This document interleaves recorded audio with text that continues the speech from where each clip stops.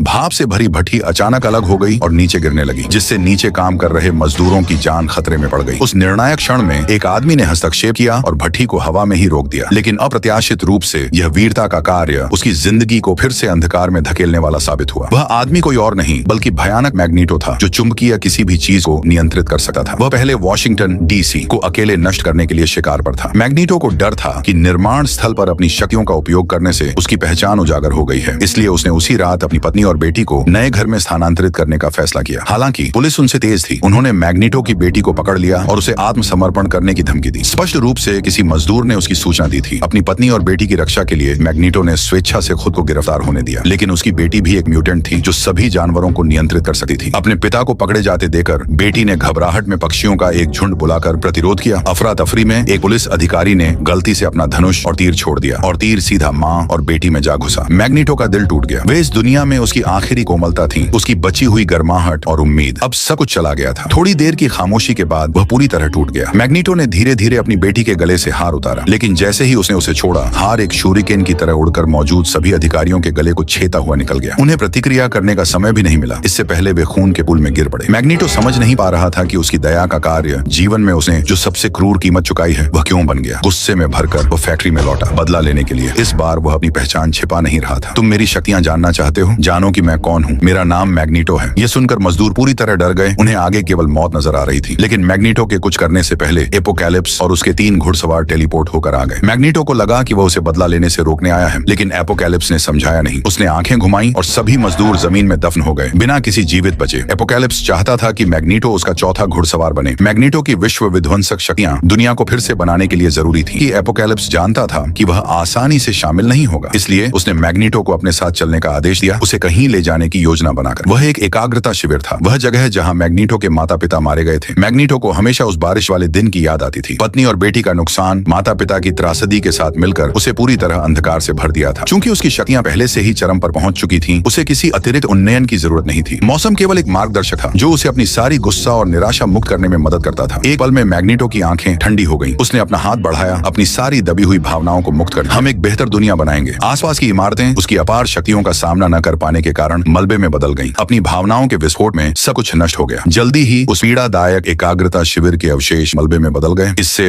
Apocalypse ने सफलतापूर्वक अपने 4 घुड़सवार इकट्ठे कर लिए।